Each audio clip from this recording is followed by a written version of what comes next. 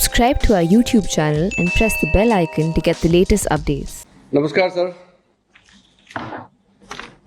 Sir, सबसे पहले तो आज के इस यूनिक जो कार्यक्रम हमारे देश के पहली बार एक फिट इंडिया पे एक डायलॉग रखा है, फिट इंडिया डायलॉग जो आदरणीय प्रधानमंत्री जी का कल्पना थी। उस फिट इंडिया डायलॉग में हमारा देश के यशस्वी प्रधानमंत्री नरेंद्र मोदी जी का मैं स्वागत करना चाहता हूं।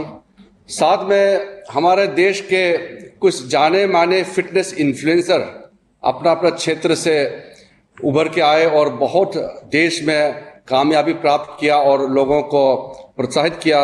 ऐसे हमारे फिटनेस इन्फ्लुएंसर्स हैं विराट कोहली, अफशान आशिक, देवेंद्र जजारिया, मिलिंद सोमन, रुजुता दिवाकर, स्वामी शिवधनन सरस्वती जी, मुकुल कनितकर जी अभी लाइव प्रधानमंत्री जी के साथ फिटनेस डायलॉग के लिए जुड़े हुए हैं, उनका भी मैं स्वागत करना चाहता हूं। और देश भर में दूरदर्शन, एनआईसी और हॉटस्टार के माध्यम से करोड़ों लोग जो आज जुड़े हैं उनका भी मैं स्वागत करना चाहता हूं। माई गॉव जो प्लेटफॉर्म है इसमें 1 करोड़ से ज्यादा रजिस्ट्रेशन किया है, तो इससे भी ये दर्शाता है कि कितने लोग प्रेरित हुए हैं प्रधानमंत्री जी के फिट इंडिया मूवमेंट के इस कॉल से। पिछली बार जब प्रधानमंत्री जी ने लॉन्च किया था फिट इंडिया मूवमेंट, उसमें एक अहम बात कही थी कि fit India movement people's movement बनना चाहिए, ये लोगों का ड्राइव होने वाला कार्यक्रम होना चाहिए। जो कॉल किया है, मैं आज खुशी के साथ ये कह सकता हूं कि ये पीपुल्स मूवमेंट बनते जा रहा है और पिछले 1 साल में बहुत सारा कार्यक्रम इस देश में हुआ है जो हमारे फिटनेस को एक नए स्तर तक लेके गए हैं। तो इस चीज को आगे ले जाने के लिए हमारे मंत्रालय ने एक फिटनेस प्रोटोकॉल तैयार की है और उस फिटनेस प्रोटोकॉल में 3 एज कैटेगरी बनाया है, जो 5 साल से 18 साल, 18 से 65 और 65 साल से ऊपर के लिए एक फिटनेस एप्रोप्रिएट एप्स बनाया है और किताब प्रिंट किया है जिसको WHO ने भी बहुत ही अप्रिशिएट किए हैं। तो सबसे पहले मैं आदरणीय प्रधानमंत्री जी से जो फिटनेस प्रोटोकॉल तैयार की है उसको लॉन्च करने के लिए मैं आदरणीय प्रधानमंत्री जी को निवेदन करना चाहता हूं।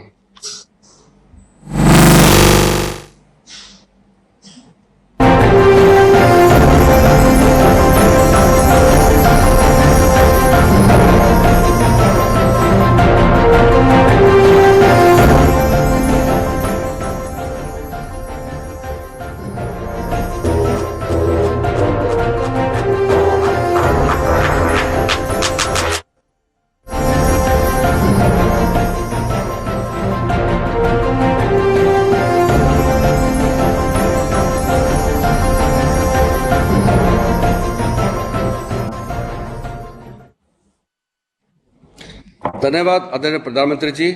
तो आज के बहुत ही यूनिक और इंटरेस्टिंग फिट इंडिया डायलॉग शुरू करने के लिए मैं सबसे पहले हमारा पैरा ओलंपिक्स में जो गोल्ड मेडल जीते हैं भारत के लिए, देवेंद्र जजारिया से मैं शुरू करना चाहता हूं। तो मैं अनुरोध करता हूं देवेंद्र जी, आप अपने फिटनेस कार्यक्रम और आपका जो जीवन में क्या क्या आपका एक्सपीरियंस है वो शेयर करते हुए आज के जो प्रधानमंत्री जी के साथ डायलॉग करेंगे वो आपसे शुरू करने के लिए मैं आमंत्रित करना चाहता हूं। देवेंद्र जी नमस्कार। माननीय प्रधानमंत्री जी नमस्कार, प्रणाम। देवेंद्र जी, आप एक गोल्ड मेडलिस्ट जेवलिन थ्रोअर भी रहे हैं और मैं चाहूंगा कि शरीर में तकलीफ होने के बावजूद भी आप अपने फिटनेस रूटीन को जिस प्रकार से मेंटेन किया है और जिस प्रकार से आपने दुनिया में भारत का झंडा फहराया है, तो जरूर आपसे देश कुछ सुनना चाहेगा और मैं भी सुनना चाहूंगा।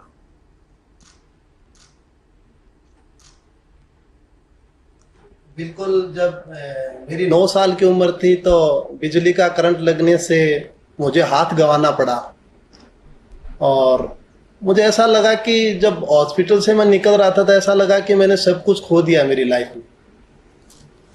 लेकिन जब मैं घर पे पहुंचा तो माताजी ने कहा कि जाइए बाहर खेलिए आप। मैंने कहा कैसे खेलूं, अब मेरे तो हाथ ही नहीं है। लेकिन माताजी ने कहा कुछ नहीं बिगड़ा आपका, आप बाहर निकलिए, खेलिए बच्चों के साथ, आप भी औरों जैसे ही हैं। तो मैंने उस दिन घर से बाहर निकल के सोचा कि मैं कमजोर नहीं कहलाऊंगा, मैं सबसे फिट बन के दिखाऊंगा। उसके बाद खेल की शुरुआत की और 2 बार गोल्ड मेडल लिया पैरालंपिक्स में, 2 बार वर्ल्ड रिकॉर्ड ब्रेक किया मैंने। लेकिन मेरा ये मानना है कि जो फिट इंडिया जो अभियान चला है 1 साल में, हमें बहुत खुशी है। और सबसे बड़ी बात ये मानता हूं कि जिस हिसाब से स्वच्छ भारत अभियान चला था घर घर तक, वैसे ये फिट इंडिया जो अभियान है वो भी घर घर तक पहुंचा है। मैं मानता हूं 5 साल से लेकर के 80 साल तक के बच्चे भी इसमें, बुजुर्ग भी सभी शामिल हैं। मेरी माताजी की एज 80 साल है, वो भी मॉर्निंग में टहलने जाती है कि मैं भी फिट बनूंगी। तो ये जो हमारा फिट इंडिया अभियान है बहुत ही बड़ा अभियान है ये, और हर व्यक्ति इससे जुड़ा है 1 साल में। देवेंद्र जी, मैं जानता हूं कि जब आपका इतनी बड़ी इंजरी हो गई, आपका एक हाथ एक प्रकार से चला गया और उसके कई परेशानियां आपने झेली। मैंने सुना है कि आपने तो बिल्कुल रिटायरमेंट होने के लिए भी सोच लिया था। तो क्या आपको अपनी फिटनेस को रिगेन किया और कई मेडल भी जीते जैसा आपने बताया। मैं जानना चाहूंगा, देश जानना चाहेगा, ये कैसे संभव हुआ? मेरा ये मानना है कि जिंदगी में कभी हार नहीं माननी चाहिए। जब शोल्डर में बहुत बड़ी इंजरी हुई तो मैंने खुद ने सोचा कि रिटायरमेंट ले लूं, लेकिन मन में ये है कि नहीं, इसको ठीक करूंगा मैं। आपके अंदर सबसे पहले खुद पे कॉन्फिडेंस होना जरूरी है। तो मैंने अपने आप पे विश्वास किया कि मुझे ये ठीक करनी है। उसके लिए मैंने बहुत एक्सरसाइज की। आज भी मुझे 1 घंटे सिर्फ हाथ की शोल्डर की जो इंजरी है उस पर 1 घंटे देना पड़ता है, वो अलग से टाइम निकाल रखा है मैंने। और मैं मानता हूं कि जिंदगी में कभी हार नहीं माननी चाहिए। किस प्रकार से शोल्डर की एक्सरसाइज कैसे करते हैं, थोड़ा दिखा दीजिए। मैं अलग अलग करता हूं, जैसे ये एक्सरसाइज करता हूं, ये एक्सरसाइज करता हूं, अलग अलग टाइप की एक्सरसाइज। जिस हाथ को इंजरी हुई है वहां क्या कर सकते हैं? वहां ये शोल्डर में इंजरी हुई थी, इसके लिए अलग अलग एक्सरसाइजें रहती है मेरी शोल्डर से, जैसे थेराबैंड एक्सरसाइज। वो आपका हाथ ऊपर होता है, जो इंजर हाथ है वो ऊपर होता है? नहीं, ये भी हाथ ऊपर होता है मेरा। हाँ, हाँ बताइए।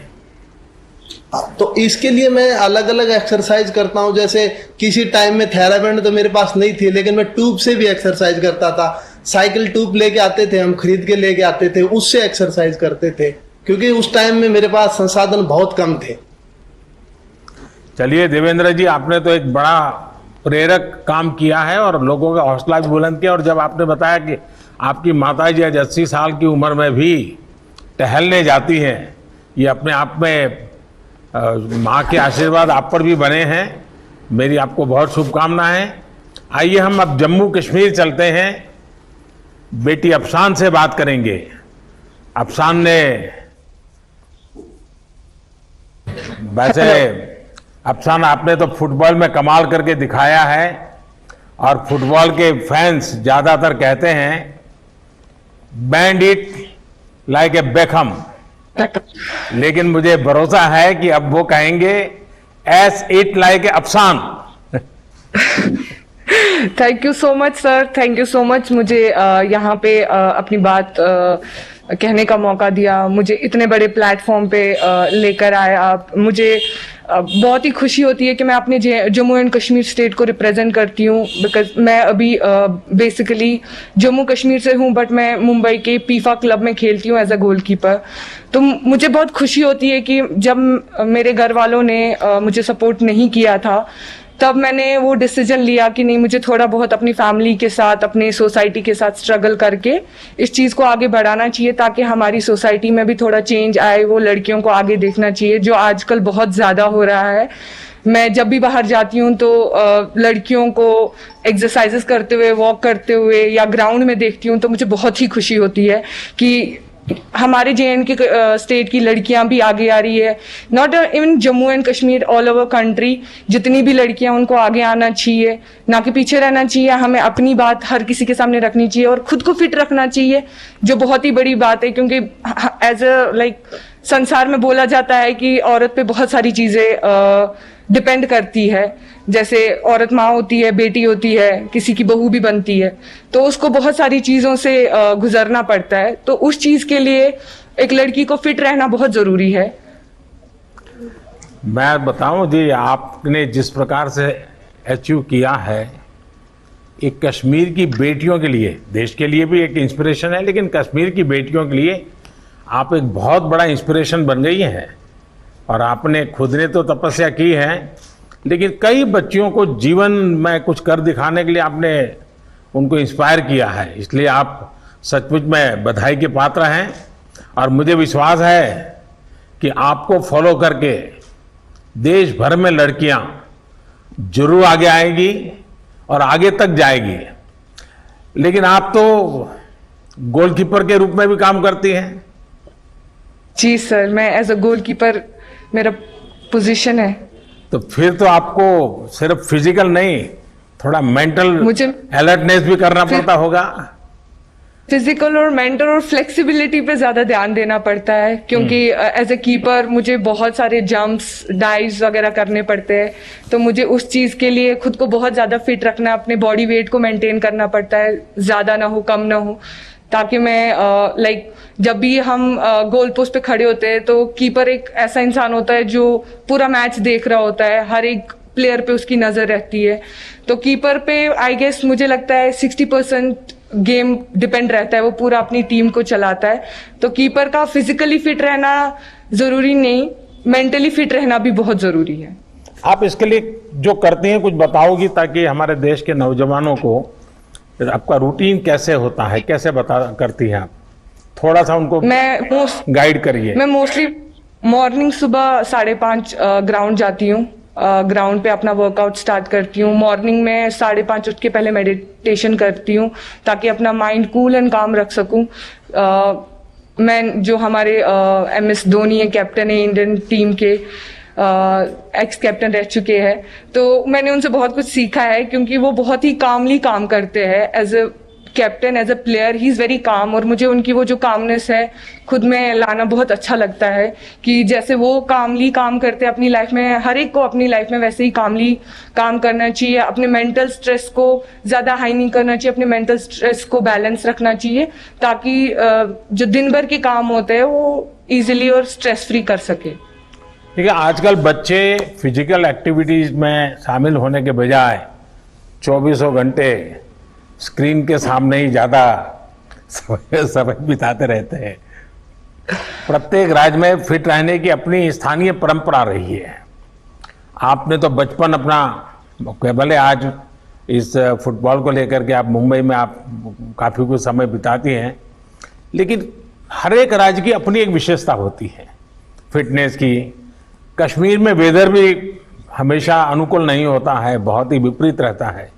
तो ऐसे में आप वहाँ की कौन सी ऐसी पारंपरिक चीजें हैं जो वहाँ के बच्चों के जीवन में, क्योंकि मैंने देखा है खेल कूद में कश्मीर के बच्चे शानदार है जी, अद्भुत है।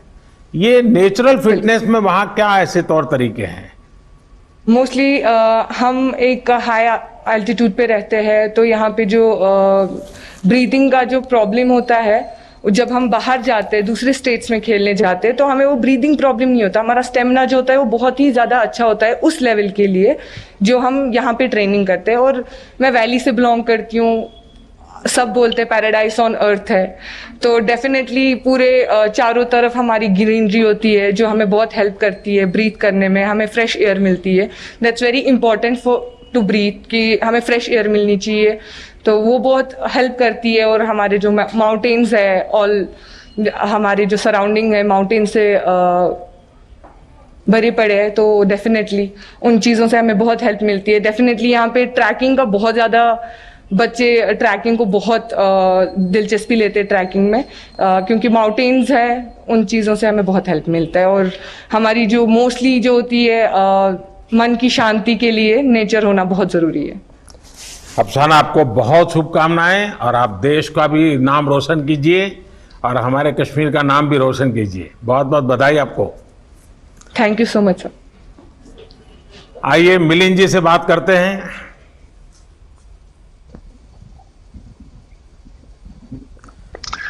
नमस्ते। नमस्ते माननीय मिलिंद प्रधानमंत्री जी, जी, मेड इन बहुत इंडिया खुशी हुई। मिलिंद। जी बिल्कुल। देखिए मिलिंद जी, आप अपने तरीके से मेक इन इंडिया के बहुत वोकल समर्थक रहे हैं। जी मेड इन इंडिया नाम पर आपकी किताब भी काफी पॉपुलर हुई है। जी मिलिंद जी, मैं जरा कुछ अलग का ही सवाल पूछ लेता हूं आपको। ये जो ऑनलाइन आपकी उम्र के विषय में बताया जाता है, जी वही उम्र है कि कुछ और है?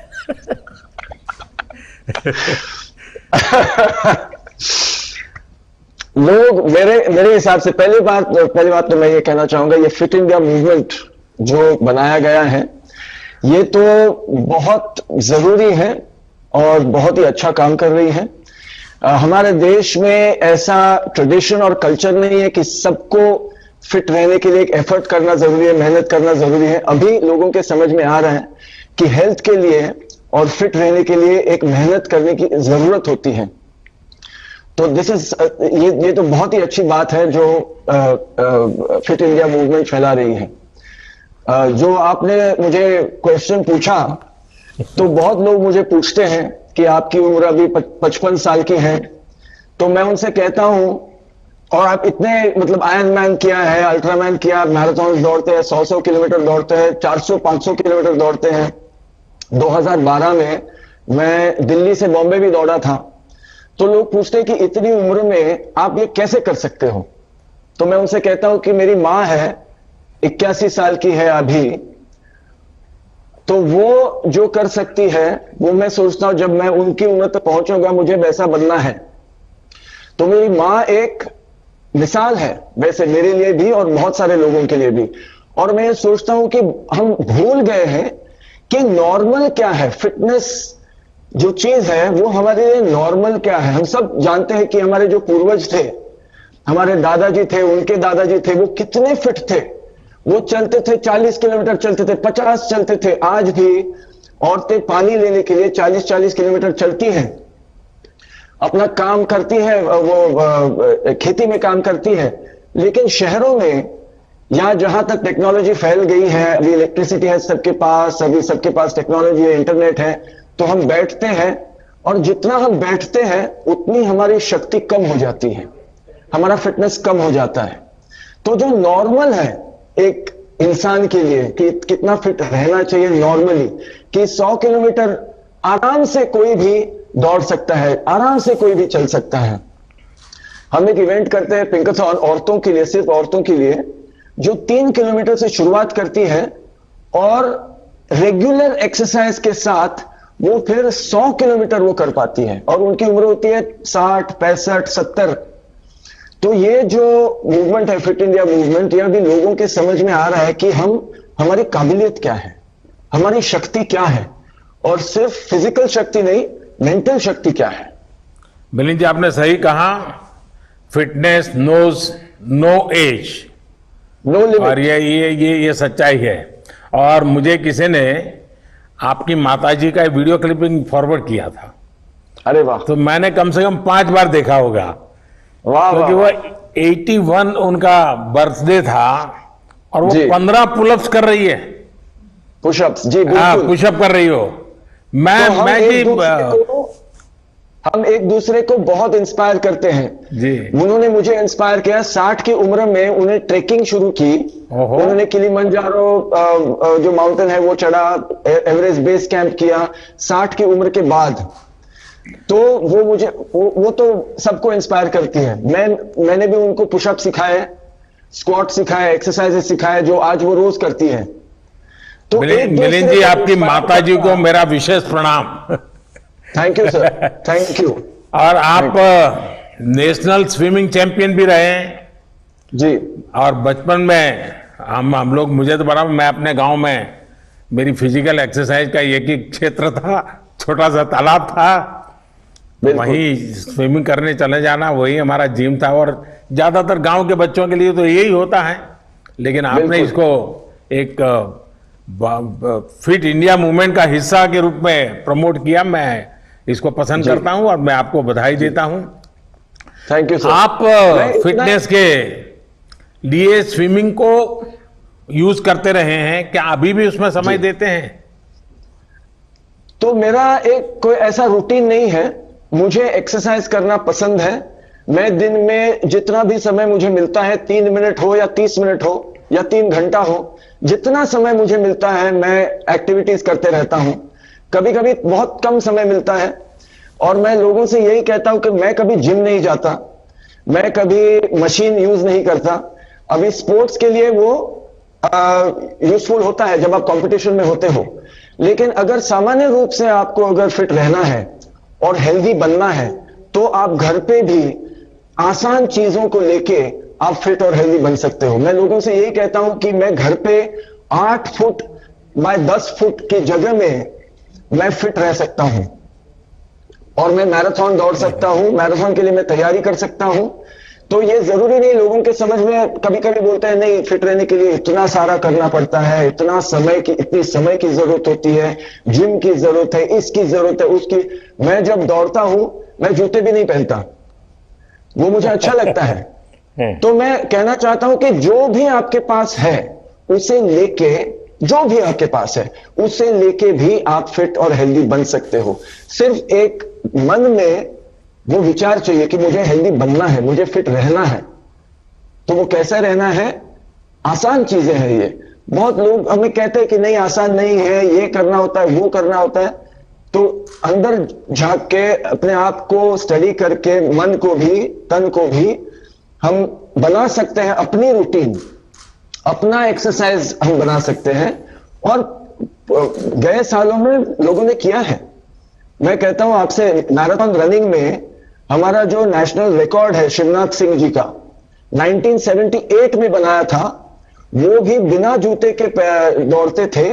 2 घंटे 12 मिनट का रिकॉर्ड है जो आज तक किसी ने तोड़ा नहीं। और मैं समझता हूं कि बात यही है कि हम सोच रहे हैं आजकल की आगे बढ़ने के लिए इतनी सारी चीजें जरूरी है, लेकिन मैं सोचता हूं जैसे देवेंद्र जी ने कहा कि अगर आत्मविश्वास है, और स्पोर्ट्स से सबसे बड़ी चीज जो हमें मिलती है वो है आत्मविश्वास। और चलिए, आपके आवाज में, आपकी बातों में इतना अनुभव झलकता है और मुझे विश्वास है। मैं आपका पूरा समय ले रहा हूं, मैं भी बात कर रहा हूं। नहीं, मुझे अच्छा लगा। मैं चाहता हूं, मैं आज सुनना चाहता था। जी। और कुछ कहना चाहते हैं? नहीं, इतना ही कहना चाहता हूं कि लोगों को समझ में होना चाहिए कि हेल्दी और फिट रहना बहुत जरूरी है। कितना फिट रहना है वो सबके विचार के ऊपर है। अगर आप मैराथन के लिए फिट रहना चाहते हो, आप पर्वत चढ़ने के लिए फिट रहना चाहते हो, आप सामान्य जीवन के लिए फिट रहना चाहते हो, तो आपको क्या करना चाहिए वो आपको जानना जरूरी है। और मैं सोचता हूं कि फिट इंडिया मूवमेंट के जरिए ये सारी जानकारी जो है, ये सारा इंफॉर्मेशन जो है वो लोगों तक पहुंचेगा। और आपने जैसे ये लॉन्च किया है एज अप्रोप्रिएट फिटनेस प्रोटोकॉल्स, इसके बारे में मैं कहना चाहता था। हमारे जो बुजुर्ग लोग हैं भारत के, जो मास्टर्स में भाग लेते हैं, इंटरनेशनली मास्टर्स कंपटीशन में भाग लेते हैं, 60, 70, 80, 90, 100 की उम्र में इंटरनेशनल कॉम्पिटिशन जो मास्टर्स कहते हैं उसमें भाग लेते हैं और गोल्ड मेडल जीतते हैं भारत के लिए। उनको अगर हम रिकॉग्नाइज करें तो लोगों के, आम लोगों के समझ में आएगा कि 40 की उम्र में जिंदगी खत्म नहीं होती, जिंदगी की शुरुआत हो सकती है 40 की उम्र में, 50 की उम्र में, 60 की उम्र में, 70 की उम्र में। जो पिंकाथॉन मैंने कहा आपसे इससे पहले, जो एक इवेंट हम करते हैं औरतों के लिए, उनकी फिटनेस बढ़ाने के लिए, उसका मैस्कॉट है एक हमारी औरत जो पंजाब की है, मन कौर, आप तो जानते ही होंगे उनको। वो 104 साल की मैं है। मिला हूं उनको। उन्होंने रन मिला है, बिल्कुल, मैंने देखे हैं फोटो, उन्होंने दिखाया है मुझे फोटो कि उन्होंने रनिंग की शुरुआत की 93 की उम्र में। तो ये जो कहानियां हैं जो भारत कर सकते हैं, बुजुर्ग लोग बहुत इंपॉर्टेंट है कि वो क्या कर रहे हैं आजकल, स्पोर्ट्स में क्या कर रहे हैं, एक्सरसाइज में क्या कर रहे हैं, क्योंकि वो तो पहले के जमाने के हैं, उनको जिम नहीं, सप्लीमेंट्स नहीं, एनर्जी ड्रिंक नहीं, कुछ नहीं लगता। मिलिंद जी, उनको पता आपको है- ढेर सारे लोग ढेर सारे सवाल भी पूछते होंगे, आपके मन में भी कई सवाल खड़े होते हुए है ना? आपके लिए एक सवाल है, मेरे लिए मेरा एक आपके लिए सवाल है। एक मेंटल चीज है। अभी हम देखते हैं कि जो भी हम करना चाहते हैं लाइफ में, अक्सर लोग ऐसे भी होते हैं जो हमें पीछे रखते हैं, बोलते हैं कि नहीं नहीं ऐसा मत करो, वैसा मत करो, ये नहीं होगा, तुमसे नहीं होगा, या ये बहुत गलत है, तुम ये नहीं ना, ऐसे बहुत लोग होते हैं। और जैसे हम अभी सोशल मीडिया पे हैं तो बहुत सारे लोग और लोग कहने वाले हैं कि ऐसा मत करो, वैसा मत करो, तुम बहुत बुरा कर रहे हो, ये कर रहा। कभी बोलते हैं कि अच्छा भी कर रहे हो, बहुत लोग करते बुरा कर रहे हो। तो ऐसे समय में अभी आपके लिए भी बहुत होगा, मेरे लिए है, जैसे आप फेमस भी होते हो, किसी पोजीशन पे भी होते हो, तब और भी लोग आपको कहते हैं, मन में बहुत उसका प्रेशर होता है कि लोग मुझे बहुत बुरा कह रहे हैं, अच्छे भी कहते हैं, बुरा भी बहुत कहते हैं, तो उसको आप हैंडल कैसे करते हो? देखिए मिलिंद जी, Mentally- आपने बड़ा अनोखा सा सवाल पूछा है। हमारे यहां कहा जाता है, निंदक नियरे राखिए, आंगन कुटी छवाए, जी बिन पानी साबुन बिना निर्मल करे सुभाए। देखिए, किसी भी काम को खुद के लिए नहीं करते, निजी स्वार्थ के लिए नहीं करते, हम पूर्ण समर्पण भाव से एक डिटैचमेंट के साथ जब करते हैं, सर्वजन हिताय सर्वजन सुखाय काम करते हैं, और अच्छा काम भी मोह भाव के बजाय कर्तव्य भाव से करते हैं, तो मेरा अनुभव है कि तनाव नहीं आता है, ऊपर से ऊर्जा आती है, नया करने की ऊर्जा आती है। उसी प्रकार से मुझे लगता है कि प्रतिस्पर्धा को हमने टांग खींचना नहीं मानना चाहिए। मैं समझता हूं प्रतिस्पर्धा एक तंदुरुस्ती की निशानी है, एक सोचने का तरीका है, जी पर यह तंदुरुस्ती तब अनुभव होगी जब हमारा ध्यान खुद से प्रतिस्पर्धा पर होगा। जी और मैं मानता हूं कि हर किसी ने अपनी लकीर बड़ी करने पर ध्यान केंद्रित करना चाहिए, दूसरे की लकीर कम करने में समय बर्बादी नहीं करना चाहिए। बिल्कुल, बातें बिल्कुल। चलती हैं, चलती रहेगी। जी। चलिए मिलिंद जी, तो मुझे बहुत अच्छा लगा आज आपसे बात करने का मौका मिला। ठीक, थैंक यू भैया। थैंक यू, बहुत ही बड़ा थैंक यू। आइए रुजुता जी से बात करते हैं, क्योंकि लोगों को लगता है कि फिटनेस का मतलब है खाना पीना। नमस्ते। नमस्ते रुजुता जी।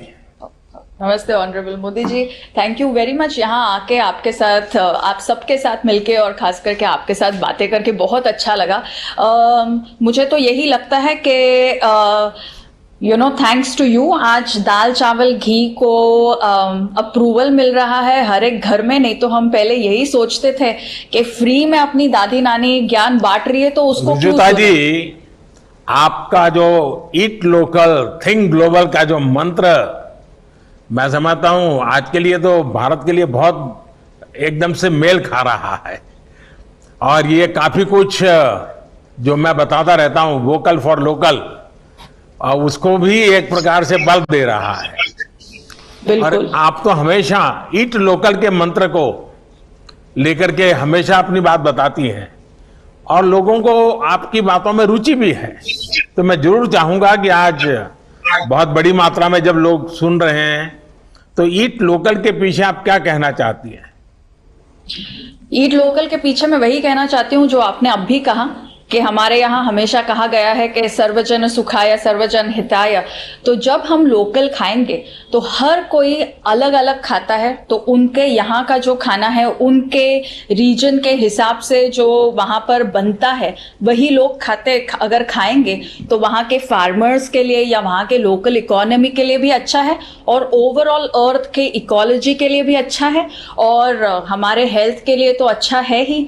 और ये नहीं होना चाहिए कि जब तक के कोई हैशटैग में हमारे ही खाने को हमारे सोशल मीडिया पर नहीं दिखाता तब तक हम लोग उसकी वैल्यू नहीं करते। जैसे कि घी को देख लीजिए आप। Ghee, by the way PM sir, अभी आजकल यूएस में सबसे गूगल्ड वर्ड है how to say ghee, you know, that's the most googled word. और हम लोग पहले जैसे हल्दी दूध नहीं पी रहे थे, लेकिन अभी जैसे ही उसको कोई टर्मरिक लाते कहता है या गोल्डन मिल्क तो हम पीने लगते हैं। इसीलिए आपका ये जो इनिशिएटिव है वोकल फॉर लोकल, वो बहुत महत्वपूर्ण है, क्योंकि फिर हम हमारे ही भाषा में हमारे ही खाने को और उसके वैल्यू को पहचानेंगे। देखिए रुजुता जी, मैं कोरोना के माहौल के कारण मैं मेरी माँ से कोशिश करता हूँ हफ्ते में 1-2 बार बात हो जाए। और जब भी मैं माँ से बात करता हूँ तो तुरंत वो मुझे पूछती है कि बेटा तू हल्दी लेता है कि नहीं लेता है। वो तुरंत मुझे पूछती है हल्दी लेता है कि नहीं लेता है। तो आपकी बात सही है। अच्छा, आपका जो फिटनेस का मंत्र है, और मैं समझता हूं ये मैसेज बड़ी ताकत रखता है।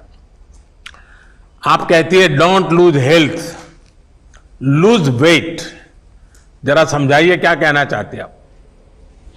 मुझे यही लगता है कि हम बहुत बार वजन कम करने के कोशिश में हेल्थ गवा देते हैं, रात की नींद गवा देते हैं, दिन का चैन चला जाता है, और इश्क विश्क भी नहीं हुआ होता, बस डाइट पे रहते हैं। तो मुझे यही लगता है कि लोगों को ऐसी कोई भी चीज़ नहीं करनी चाहिए जिससे रातों की नींद और दिन का चैन हराम हो जाए। जस्ट नॉर्मल खाना जो हमारे घर पर बनता है, रोटी सब्जी दाल चावल पोहा उपमा नून चाय जैसे कश्मीर में पिया जाता है, हर एक रीजन की हमारे यहाँ पर स्पेशलिटी है। तो अगर घर का खाएंगे, पैकेट में से कम खाएंगे, और अभी 2020 भी चल रहा है, तो मेरे हिसाब से अगर हमारे जो पुरुष वर्ग है वो भी अगर हमारे साथ महिलाओं के साथ घर पर हमारे किचन्स में काम करेंगे, तो हम लोग पैकेट में से कम खाएंगे, अपने ही किचन से ज्यादा खाएंगे, तो सेहत ऐसी ही बनी रहेगी। डिफॉल्ट में हम लोग अच्छी सेहत बना पाएंगे। तो लेकिन रुजुता जी, एक तरफ फिटनेस, एक तरफ डाइटिंग, सारा माहौल ऐसा बना हुआ है, उस समय अगर आप ईट मोर वाली बात करती हैं। देखिए, आपकी माँ जी जब आपको ये पूछती है कि आपने हल्दी ली कि नहीं, तभी आपको उन्होंने और एक सीख दी होगी, जो मैं आपको गारंटी देती हूँ कि 100% आप दोनों में ये बात हुई होगी। शायद जब आप छोटे होंगे आपने मे बी 2-3 चपाती खा ली होगी, और आपने कहा होगा आज मैंने 3 चपातियां खा ली, तो आपने माँ ने आपको बोला होगा कि कभी गिनते नहीं है कि कितना खाया है, बस उतना ही खाओ जितना जरूरी है, और जो खाते हो वो आराम से चबा चबा के खाओ। आज ये विजडम कनाडा फूड गाइड में 2019 में साइंटिफिक विजडम आ गया, लेकिन हमारे घरों में हमारी माँ, हमारी दादी, हमारी नानी जो हमको प्यार से कह देती है या डांट के कह देती है, उसमें साइंस छुपा हुआ है, ये हम कभी कभी भूल जाते हैं। तो आपकी बात सही है, और कितना खाएं उसके बजाय कैसे खाएं और कैसा खाएं, इसका महत्व बहुत है। और मेरी अपनी भी एक रेसिपी है, बताइए। ये मेरी अपना इनोवेशन है, ऐसा मेरा क्लेम नहीं है, लेकिन मैं ये जो ड्रमस्टिक है मोरिंगा, ये न्यूट्रिशन की दृष्टि से बहुत महत्वपूर्ण है, ऐसा मैं सुनता रहा हूँ। तो फिर मैं खुद उसके परोठे बनाता था और मैं उसके परोठे खाता था, और मेरे सप्ताह में 1-2 बार आज भी मैं इसका उपयोग करता हूँ। और आज मुझे लगा है, और आपने हैशटैग की चर्चा की है, तो मैं भी मेरी ये रेसिपी जरूर पब्लिक के लिए रखूंगा। बिल्कुल। रजुला जी, फार्म टू टेबल, ये आजकल इसकी बहुत चर्चा हो रही है।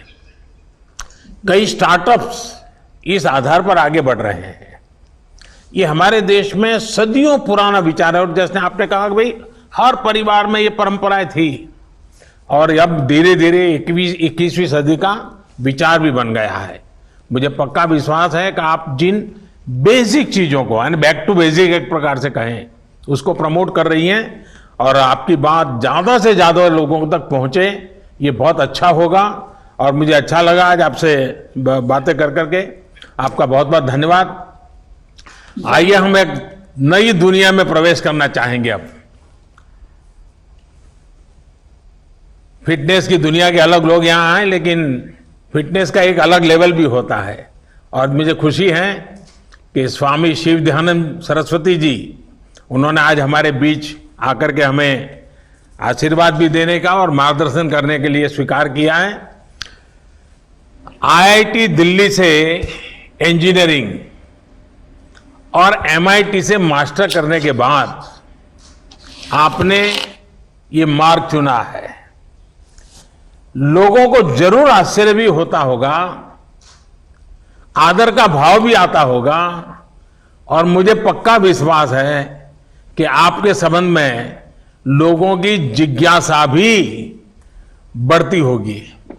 मैं आपसे जानना चाहूंगा कि इतना बिल्कुल ही अलग बैकग्राउंड और इस प्रकार का आज का ये समर्पित जीवन, मैं समझता हूं आपकी बात को नई पीढ़ी जरूर नए तरीके से स्वीकार करेगी, और इसलिए जरूर हम सुनना चाहेंगे आपके अनुभव।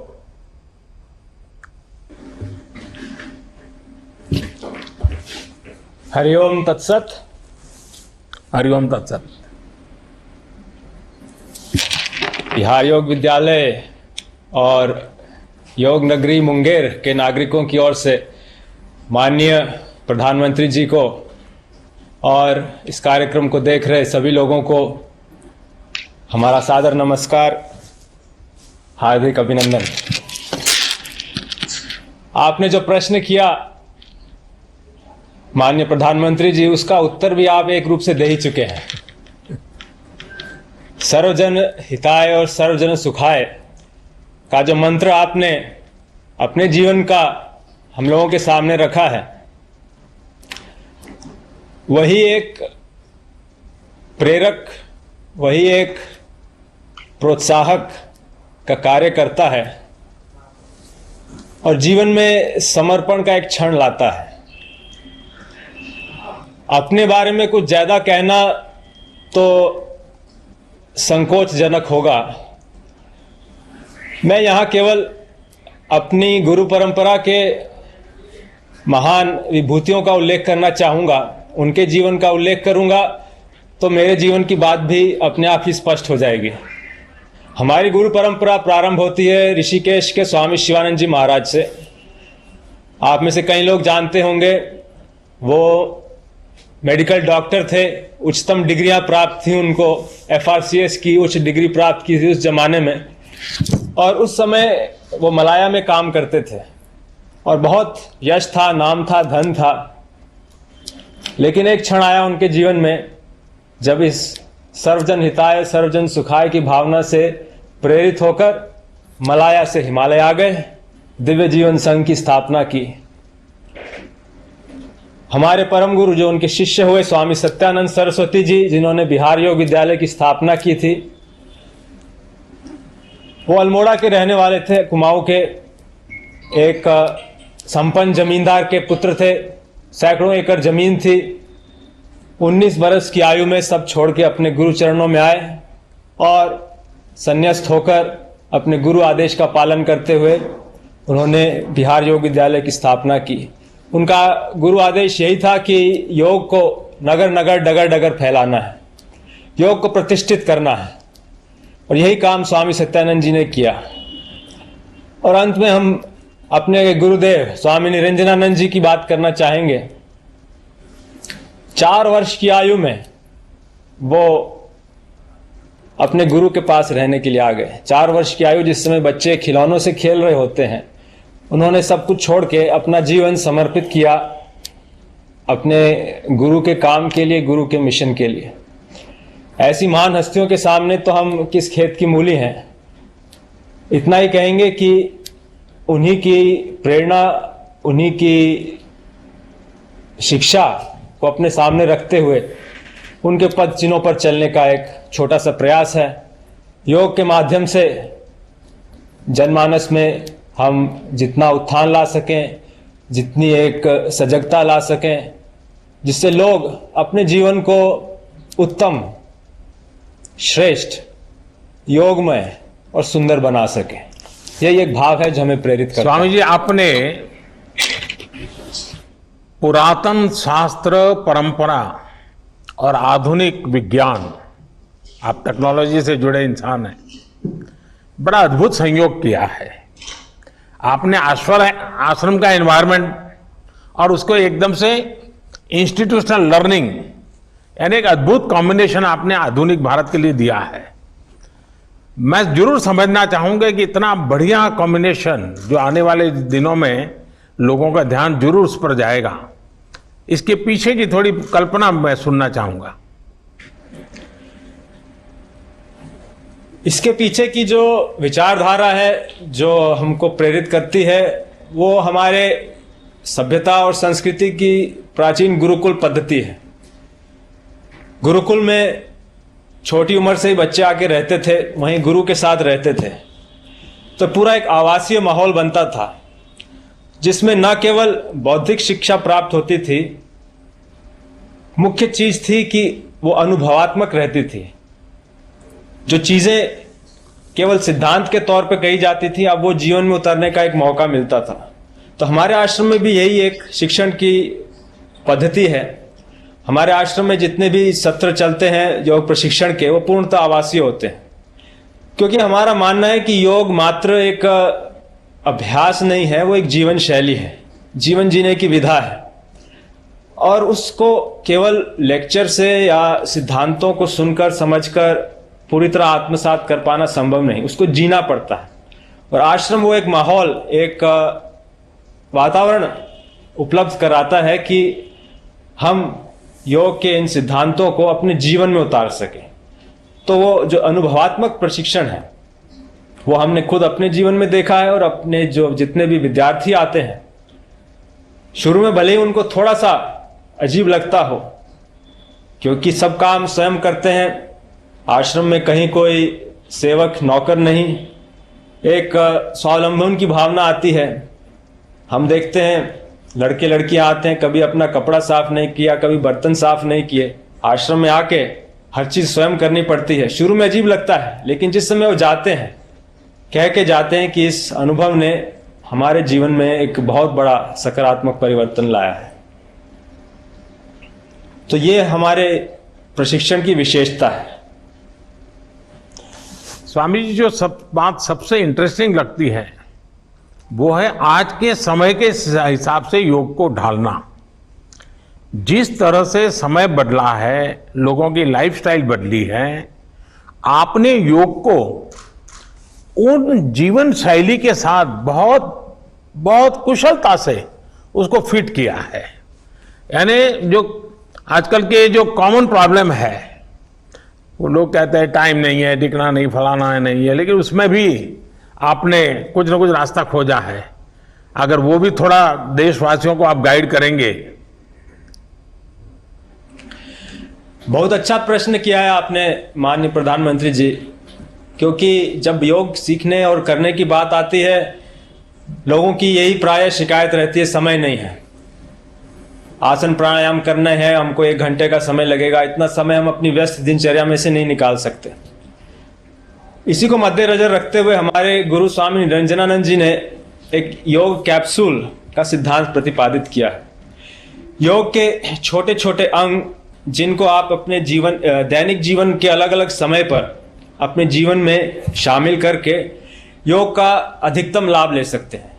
जिसे कहा जाए कि maximum bang for the minimum buck, अधिकतम लाभ न्यूनतम समय और न्यूनतम उसमें समय देकर। और ये जो कैप्सूल है, संक्षेप में कहें तो ये 5 कैप्सूल हैं, इसे पंचमुखी कैप्सूल साधना समझ लीजिए। इसका पहला कंपोनेंट है मंत्र, दूसरा आसन, तीसरा प्राणायाम, चौथा शिथिलीकरण या रिलैक्सेशन, पांचवा ध्यान। क्योंकि ये हम लोगों का मानना है कि फिटनेस केवल शारीरिक नहीं है, वो एक उसका आवश्यक अंग है, लेकिन योग में हम फिटनेस को एक समग्र रूप से देखते हैं। हम केवल शरीर नहीं, हम भावनाएं हैं, बुद्धि है, हमारे विचार हैं, व्यवहार है, आचरण है, आदतें हैं, सजगता है, समझ है, इन सबको विकसित कर पाना, इन सबको संतुलित और इनके बीच सामंजस्य लाना, इनको एक सुंदर रूप देना, ये योग का लक्ष्य है।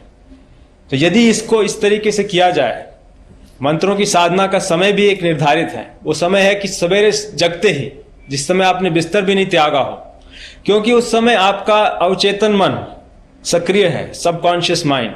उस समय किया गया मंत्र आपके व्यक्तित्व के गहन आयाम में पहुंचता है और आपके दिन भर की गतिविधियों को सकारात्मक रूप से प्रभावित करता है। कई लोग धर्मों को मंत्र को धर्मों से जोड़ देते हैं। ये हम समझते हैं मंत्र के गहन और प्राचीन विज्ञान के साथ बहुत बड़ा अन्याय है।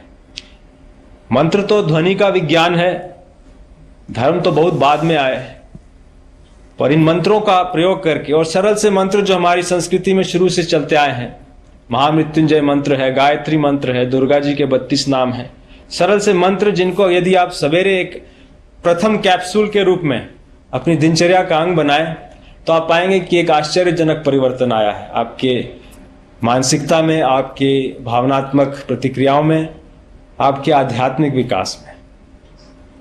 स्वामी जी, आपका ये कैप्सूल का पंचामृत आपने कैप्सूल की तरह ही आज परोसा है, और मुझे विश्वास है कि आपका ये कैप्सूल का पंचामृत सबके भलाई में काम आएगा। लेकिन आपने समय दिया, आशीर्वाद दिए, मैं आपका आभारी हूं। आइए हम विराट कोहली जी के साथ बात करने के लिए चलते हैं। विराट जी, आपका तो नाम भी विराट और काम भी विराट। नमस्कार सर। दुबई में से आज समय निकाला, और वहां तो ये खेल आपका बड़ा तनावपूर्ण रहता है, उसमें भी आपने, और अपनी भागदौड़ भरी जिंदगी में अभी जो फिटनेस रूटीन फॉलो करते हैं, मैं जरूर चाहूंगा, देश भी जानना चाहेगा, क्योंकि नौजवान आपको, आपके हर गतिविधि को देखता है, ये आपको कैसे मदद करता है? पहली बात तो बहुत बहुत धन्यवाद सर, यहाँ पे हम सबको बुलाने के लिए। एक सब लोगों ने फिट इंडिया मूवमेंट के बारे में बात करी, और इसके फायदे, इसके लाभ हमको रोज अपनी डेली लाइफ में किसी ना किसी तरीके से दिखते हैं। सबने अपने एक्सपीरियंसेस बताए। मिलिंद जी ने भी बहुत अच्छी बातें रखी, बहुत इंस्पिरेशनल उनका भी काम रहा है, उनकी जर्नी रही है पिछले कुछ सालों में, मैंने भी बहुत ऑब्जर्व किया है। और मेरे खुद के एक्सपीरियंस में सर एक ट्रांजिशन एक्सपीरियंस करने को मिला मुझे, कि जिस पीढ़ी में हम खेलना शुरू हुए और जो उस समय खेल की हमारी डिमांड्स थी, वो बहुत तेजी से बदली एक समय के बाद।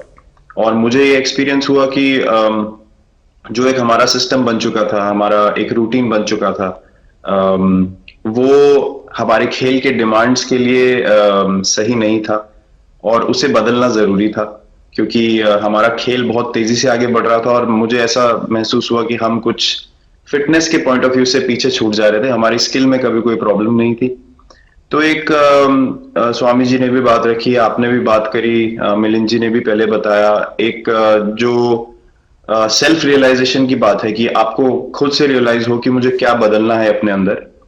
तो मुझे वो एक समय पे खुद भी एक्सपीरियंस हुआ कि नहीं, फिटनेस जो है वो प्रायोरिटी होनी चाहिए। और अगर मैं आपको ऑनेस्टली बताऊं तो पहले खेल को अच्छा करने के लिए फिटनेस मैंने शुरू करी, लेकिन आज अगर प्रैक्टिस मिस भी हो जाए तो मुझे इतना खराब नहीं लगता, लेकिन अगर फिटनेस सेशन मेरा मिस हो जाए या एक्टिविटी मिस हो जाए तो मुझे ज्यादा खराब लगता है। तो इसके फायदे जो हैं सर, वो सबसे पहले आपको ये जो नया मंत्र जगा, तो दिल्ली के छोले भटूरे का ही बहुत दुखता हुआ होगा। बहुत ज्यादा सर, मतलब जो अभी हमने थोड़ी देर पहले बात करी कि हमारा जो नेटिव डाइट है एक, जिस रीजन से हम आते हैं उसका जो हम वो खाते हैं, उससे मैंने कभी एक्सपीरियंस नहीं किया कि हेल्थ इश्यूज हुए हो या किसी को कोई बीमारियों का सामना करना पड़ा हो। मेरी खुद के एक्सपीरियंस में मेरी नानी मैंने बहुत समय तक देखा, इतनी ज्यादा उम्र में भी उनकी हेल्थ हमेशा ठीक रही, हमेशा उन्होंने घर का सिंपल खाना खाया। तो मैं जब पला बड़ा तो शहरी खाना, मतलब बहुत ज्यादा बाहर का खाना होता था, खेलने कूदने जाते थे तो आते जाते बहुत सारी चीजें ऐसी खा ली कि जो हेल्थ पॉइंट ऑफ व्यू से अच्छी नहीं है। तो डाइट का भी एक बहुत बड़ा कंट्रीब्यूशन था, जो डिसिप्लिन नहीं था। तो वो फिजिकल फिटनेस और डाइट दोनों चेंज करना पड़ा सर। उसकी वजह से ही चेंजेस आने शुरू हुए। और मैं इस चीज से इसलिए रिलेट कर पाता हूँ क्योंकि जैसे हमारे खेल में चेंजेस आए, आज की लाइफ की भी डिमांड्स बहुत ज्यादा हो गई हैं, बहुत हेक्टिक हो गई है लाइफ। तो अगर हम अपनी फिटनेस को उस पेस के साथ नहीं रखेंगे, सिंक में नहीं रखेंगे, तो हम पीछे छूटते चले जाएंगे। तो अगर हम लोग अपनी फिटनेस को नहीं इंप्रूव करते तो हमारे खेल में भी आज हम बहुत पीछे छूटते चले जाते, क्योंकि आप सिर्फ अपनी स्किल पे डिपेंड नहीं कर सकते। आपका जो मेंटल स्ट्रेंथ है, वो आपका शरीर कितना तंदुरुस्त है और आपका दिमाग कितना तंदुरुस्त है, उस दोनों का एक कॉम्बिनेशन साथ में चलता है। तो अगर मेरा शरीर सपोर्ट नहीं कर रहा है जो मेरा दिमाग सोच रहा है, तो मैं जो करना चाहता हूं मैं नहीं कर पाऊंगा। तो मुझे सामने कैलोरी कम करने का भी तो चैलेंज रहता होगा और इतना बड़ा काम करने का भी चैलेंज रहता होगा, उसको कैसे हैंडल करते हैं?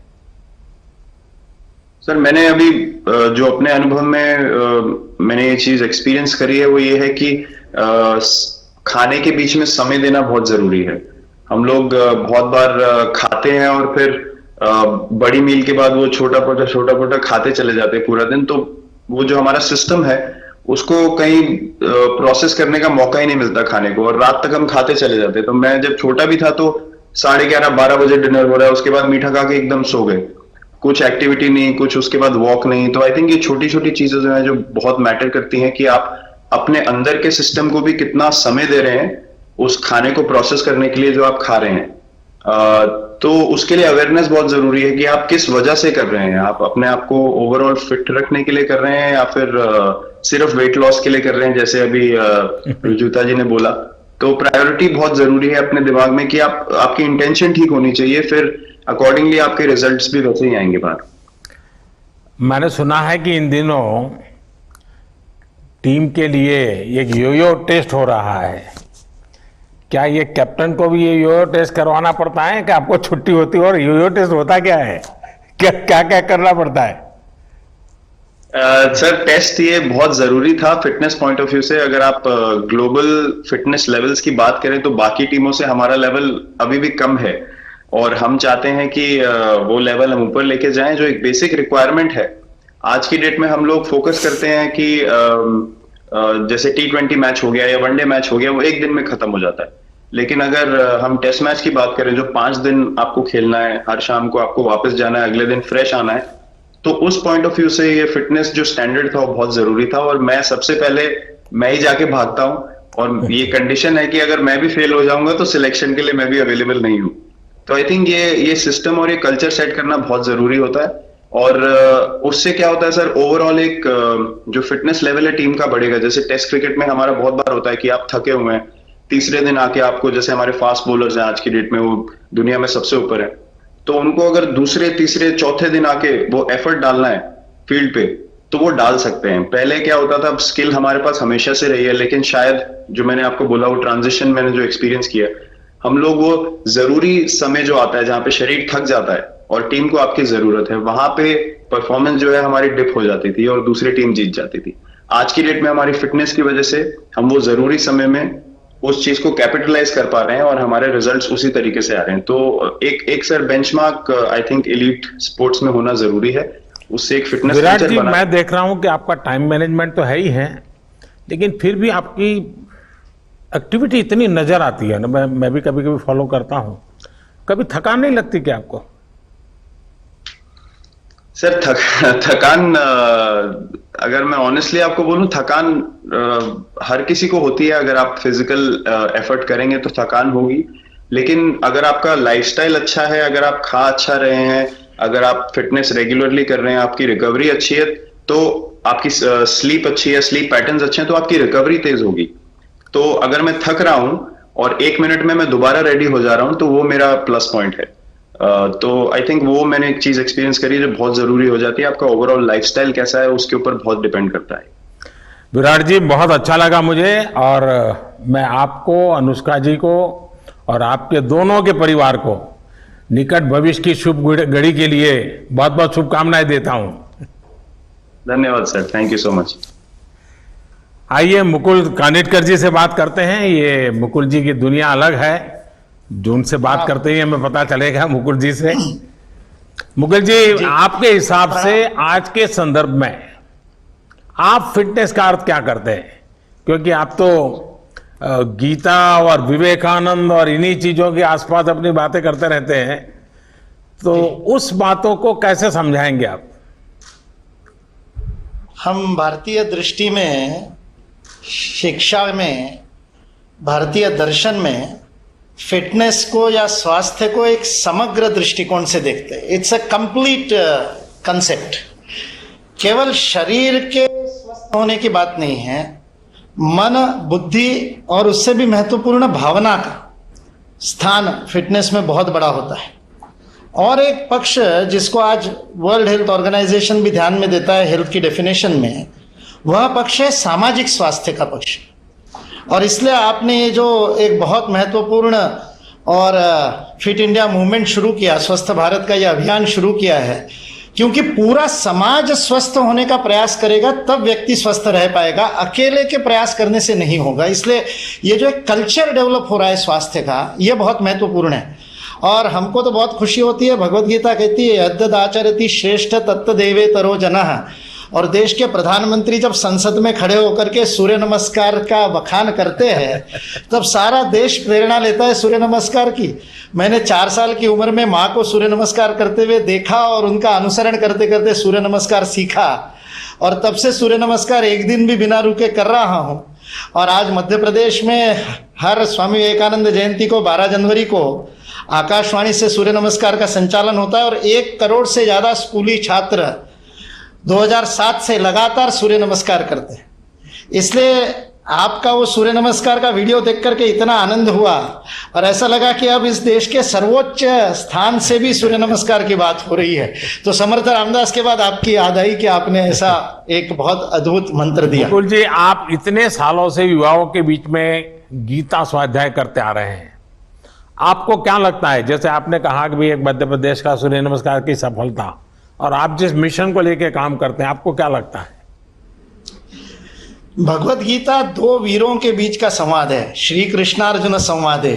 कृष्ण वह है जिसने 1 उंगली पर गोवर्धन उठा रहा था, और अर्जुन को सव्यसाची कहते हैं। दाहिने बाएं दोनों हाथ से गांडी उठा करके 24 घंटे बिना नींद लिए कर्म करने की क्षमता है। इसलिए भगवत गीता 2 सबसे फिट लोगों के बीच का संवाद है। इसलिए गीता का स्वाध्याय यह फिटनेस का मंत्र है, और उससे आदमी के मन में वह जागृति होती है कि मेरे को अपने जीवन में सब स्तर पर, शरीर, मन, बुद्धि, भावना के स्तर पर, और उससे भी ऊंचा आध्यात्मिक स्तर पर, स्पिरिचुअल लेवल पे भी फिट होना बहुत आवश्यक है, ताकि मेरा मन मेरे शरीर में फिट हो, मैं परिवार में फिट हूँ, मेरा परिवार समाज में फिट हो, समाज पूरे राष्ट्र की आवश्यकता में फिट हो, और हमारा राष्ट्र विश्व में योगदान करने के लिए विश्व समुदाय में फिट हो। तब तो माता भूमि पुत्रों हम पृथ्व्याम होगा, और हम पर्यावरण को भी फिट करेंगे। इसलिए यह फिटनेस एक भगवत गीता एक समग्र विचार हमको देती है, एक दृष्टि देती है। और इसलिए मैंने हमेशा पाया, पिछले 30 वर्षों से युवाओं के बीच में गीता स्वाध्याय कर रहा हूँ, तो युवाओं को जब ये दृष्टि देते हैं तब वो कहते हैं, पहले तो हम सोचते थे गीता रिटायरमेंट के बाद की बात है, अब पता चलता है गीता पढ़ेंगे तो रिटायर होंगे ही नहीं, रिटायर होते रहेंगे, बार बार टायर बदलते रहेंगे और नई नई पारी खेलते रहेंगे। यह युवाओं को प्रेरणा भगवत गीता से मिलती है। मुकुल जी, आप शिक्षा और युवाओं को लेकर पैशनेट है। आप यानी युवाओं के मन में भी आपसे कुछ न कुछ जानने की इच्छा रहती है। मेन चीज है मेंटल फिटनेस, इमोशनल फिटनेस। क्या उसके संबंध में आप कुछ बात सरलता से समझा पाएंगे?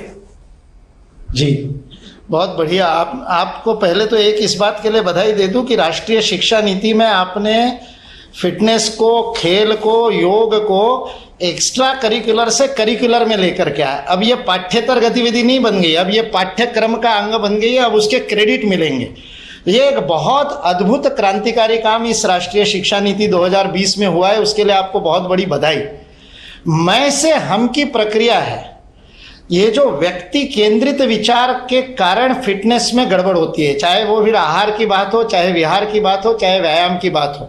जो सर्वे भवन्तु सुखिना का मंत्र है, वह मंत्र होता है मैं के विस्तार से। इसलिए मेंटल और इमोशनल फिटनेस जो है वह निस्वार्थता की ओर ले जाने वाली है। स्वामी विवेकानंद का वाक्य है, एन ऑन्स ऑफ अनसेल्फिशनेस, एक रत्ती भर भी निस्वार्थता आपको टनों शक्ति प्रदान करती है, इतनी बड़ी मनोशक्ति प्रदान करती है। ये जो ताकत देने वाली बात है, जब मैं व्यक्तिगत स्वयं के लिए काम करता हूं और जब मैं उसी काम को परिवार के लिए करता हूं, तो मेरे मन का विस्तार होता है, मेरी भावना का विस्तार हो, मेरा पर्पस ऑफ लाइफ बड़ा हो जाता है। और आज आप सारे काम देश के लिए करते हैं, 24 घंटे देश के लिए काम करते हैं। विराट कोहली जी जब देश के लिए खेलते हैं और जब क्लब के लिए खेलते हैं, उनके खेल में हम देखने वालों को फर्क दिखाई देता है। जब मैं राष्ट्र के लिए स्वयं को दांव पर लगाता हूं तो मेरी इफिशिएंसी बदल जाती है, क्योंकि मेरी भावना का उतना विस्तार होता है। फिर 135 करोड़ भारतवासियों का भावनात्मक संबल भी मुझे मिलता है। इसलिए ये जो मैं से हम की प्रक्रिया है, और फिर भारत सारे विश्व के लिए काम करता है, तो सारी मानवता, सारी सृष्टि और फिर परमेष्टि, ये जो आध्यात्मिक विकास तक जो मैं से हम की यात्रा होती है, व्यक्ति से परिवार, परिवार से समाज, समाज से राष्ट्र, राष्ट्र से सृष्टि और सृष्टि से परमेष्टि, यह जो व्यष्टि से समष्टि की यात्रा है, यह फिटनेस का एक बहुत बड़ा मंत्र है। ये जीवन का पर्पस ऑफ लाइफ बदल देता है, और पर्पस ऑफ लाइफ ही तो सब कुछ है। नहीं तो फिर तो मेंटेनेंस की हो जाएगी कि कार घर में ले आओ और उसको चकाचक रखो और मेंटेन करो, लेकिन चलाओ मत, क्योंकि चलाने से खरोच आ जाएगी। वैसे ही शरीर को केवल मेंटेन करना तो फिटनेस नहीं है, उस शरीर मन बुद्धि से बने हुए व्यक्तित्व का एक गंतव्य है, एक लक्ष्य है, एक पर्पस ऑफ लाइफ है, एक मकसद है, जिसको प्राप्त करने के लिए हमको काम करना है। और जब इस देश के 135 करोड़ लोगों के मन में राष्ट्रहित गंतव्य हो जाएगा, मेरा छोटा से छोटा व्यापार भी, मेरी छोटी से छोटी नौकरी भी, मेरा छोटा से छोटा कर्म भी मैं भारत के लिए योगदान कर रहा हूं, ये भाव आ जाएगा, तो फिर फिट रहना मेरा कर्तव्य हो जाएगा, मेरी ड्यूटी हो जाएगा, मेरा धर्म हो जाएगा। लग्जरी नहीं रहेगा, it won't be a luxury, it will be my prime duty कि मैं फिट रहूंगा तो भारत फिट रहेगा। इसलिए इस भाव को आपने जगाया, इसके लिए आपको बहुत बहुत मन से प्रणाम और हृदय से धन्यवाद। और आप उसको, you are leading from the front, आप उदाहरण बन करके उसको लीड कर रहे हैं, उसके लिए आपका धन्यवाद। चलिए, आपका भी बहुत धन्यवाद। आज देश के वो प्रेरणा देने वाले ऐसे 7 महानुभावों का भी मैं विशेष रूप से आभार व्यक्त करता हूं, क्योंकि आपने समय निकाला और आपके खुद के अनुभवों को बताया। आपने फिटनेस के भिन्न भिन्न आयामों पर खुद के जो अनुभव शेयर किए, वो निश्चित रूप से देश की हर पीढ़ी को बहुत ही लाभकारी होंगे, ऐसा मुझे लगता है। आज का ये डिस्कशन हर आयु वर्ग के लिए और भिन्न भिन्न रुचि रखने वालों के लिए भी बहुत ही उपयोगी होगा। फिट इंडिया मूवमेंट की फर्स्ट एनिवर्सरी पर मैं सभी देशवासियों के अच्छे स्वास्थ्य की कामना करता हूं। 1 साल के भीतर भीतर ये फिटनेस मूवमेंट ऑफ पीपल भी बन चुका है और मूवमेंट ऑफ पॉजिटिविटी बन चुका है। देश में हेल्थ और फिटनेस को लेकर निरंतर अवेयरनेस में बढ़ोतरी होती चली जा रही है और एक एक्टिवनेस भी बढ़ी है। मुझे खुशी है कि योग, आसन, व्यायाम, walking, running, swimming, healthy food habits, healthy lifestyle अब ये हमारी नेचुरल कॉन्शियसनेस का हिस्सा बन रहा है। साथियों, फिट इंडिया मूवमेंट ने अपना 1 साल एक ऐसे समय में पूरा किया है जिसमें करीब करीब 6 महीने अनेक प्रकार के रिस्ट्रिक्शन के बीच हमें गुजारा करना पड़ा है। लेकिन फिट इंडिया मूवमेंट ने अपने प्रभाव और प्रासंगिकता को इस कोरोना काल में सिद्ध करके दिखाया है। वाकई फिट रहना उतना मुश्किल काम नहीं है जितना कुछ लोगों को लगता है। थोड़े से नियम से और थोड़े से परिश्रम से आप हमेशा स्वस्थ रह सकते हैं। फिटनेस की डोज आधा घंटा रोज। मैं दोबारा सुनाता हूं, फिटनेस की डोज आधा घंटा रोज। इस मंत्र में सभी का स्वास्थ्य, सभी का सुख छिपा हुआ है। फिर चाहे योग हो या बैडमिंटन हो, टेनिस हो या फुटबॉल हो, कराटे हो या कबड्डी, जो भी आपको पसंद आए, कम से कम 30 मिनट रोज कीजिए। अभी हमने देखा युवा मंत्रालय और स्वास्थ्य मंत्रालय ने मिलकर फिटनेस प्रोटोकॉल भी जारी किया है। साथियों, आज दुनिया भर में फिटनेस को लेकर जागरूकता है। वर्ल्ड हेल्थ ऑर्गेनाइजेशन WHO ने global strategy on diet, physical activity and health, उसको एक प्रारूप दिया है और प्रचारित किया है। फिजिकल एक्टिविटी पर ग्लोबल रिकमेंडेशन भी जारी किए हैं। आज दुनिया के अनेक देशों ने फिटनेस को लेकर नए लक्ष्य बनाए हैं और उन पर अनेक मोर्चों पर वो काम कर रहे हैं, अनेक प्रकार के काम कर रहे हैं। ऑस्ट्रेलिया, जर्मनी, ब्रिटेन, अमेरिका, ऐसे अनेक देशों में इस समय बड़े पैमाने पर फिटनेस का अभियान चल रहा है और उनके ज्यादा से ज्यादा नागरिक डेली फिजिकल एक्सरसाइज करें, फिजिकल एक्सरसाइज के रूटीन से जुड़े। साथियों, हमारे आयुर्विज्ञान शास्त्रों में कहा गया है, सर्व प्राणी भृताम नित्यम आयु युक्तिम अपेक्षते दैवे पुरुषाकारे च स्थितम ही अश्य बलाबलम। अर्थात संसार में श्रम, सफलता, भाग्य सब कुछ आरोग्य पर, हेल्थ पर ही निर्भर करता है। स्वास्थ्य है तभी भाग्य है, तभी सफलता है। जब हम नियमित रूप से व्यायाम करते हैं तो खुद को फिट और मजबूत रखते हैं। एक भावना जागती है कि हां, हम स्वयं के निर्माता हैं। एक आत्मविश्वास आता है। व्यक्ति का यही आत्मविश्वास उसको जीवन के अलग अलग क्षेत्रों में भी सफलता दिलाता है। यही बात परिवार, समाज और देश पर भी लागू है। एक परिवार जो एक साथ खेलता है, एक साथ फिट भी रहता है। A family that plays together stage together. इस महामारी के दौरान कई परिवारों ने यह एक्सपेरिमेंट करके देखा है। साथ में खेले, साथ में योग प्राणायाम किया, एक्सरसाइज की, मिलकर पसीना बहाया। अनुभव यह आया कि यह फिजिकल फिटनेस के लिए तो उपयोगी बना ही, लेकिन उसका एक और बाय प्रोडक्ट के रूप में emotional bonding, better understanding, mutual cooperation, ऐसी अनेक बातें भी परिवार की एक ताकत बन गई, सहजता से उभर करके आई।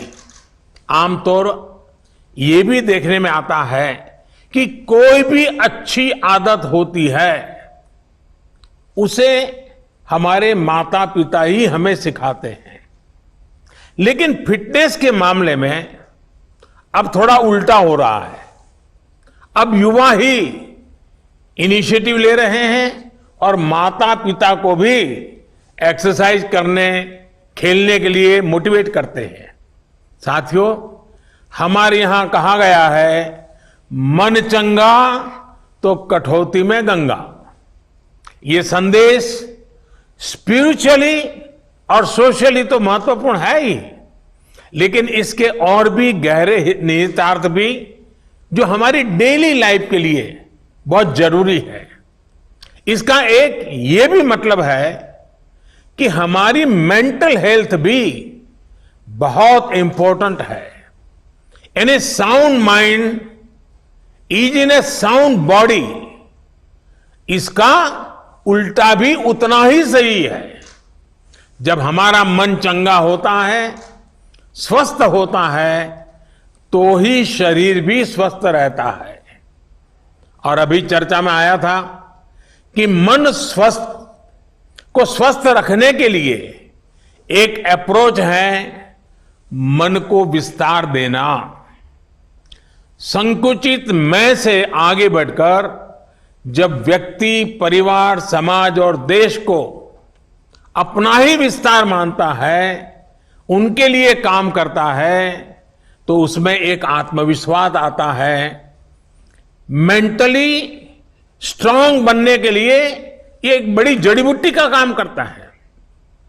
और इसीलिए स्वामी विवेकानंद जी ने कहा था, strength is life, weakness is death, expansion is life, contraction is death.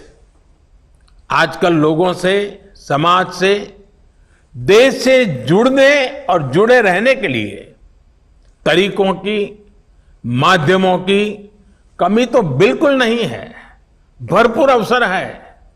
और प्रेरणा के लिए हमारे आसपास भी कई उदाहरण मिल जाएंगे। आज जिन 7 महानुभावों को सुना, इससे बड़ी प्रेरणा क्या होती है? हमें बस इतना करना है कि अपनी रुचि, अपने पैशन के अनुसार कुछ चीजों को चुनना है और उसे नियमितता से करना है। मैं देशवासियों से आग्रह करूंगा, हर पीढ़ी के महानुभावों से आग्रह करूंगा, तय कीजिए कि आप दूसरों की कैसे मदद करेंगे, क्या देंगे, अपना समय, अपनी नॉलेज, फिजिकल हेल्प, कुछ भी लेकिन कीजिए, जरूर कीजिए। साथियों, मुझे भरोसा है देशवासी फिट इंडिया मूवमेंट से और ज्यादा से ज्यादा जुड़ते रहेंगे और हम सब भी मिलकर के लोगों को जोड़ते रहेंगे। फिट इंडिया मूवमेंट दरअसल हिट इंडिया मूवमेंट भी है। इसलिए जितना इंडिया फिट होगा, उतना ही इंडिया हिट होगा। इसमें आप सभी के प्रयास हमेशा की तरह देश की बहुत मदद करेंगे। मैं आप सबको शुभकामनाओं के साथ और आप सबका हृदय से आभार व्यक्त करते हुए आज फिट इंडिया मूवमेंट को एक नया बल दें, नए संकल्प के साथ आगे बढ़ें। फिट इंडिया व्यक्ति समष्टि का एक पूरा सिलसिला चले, इसी एक भावना के साथ आप सबका बहुत बहुत धन्यवाद।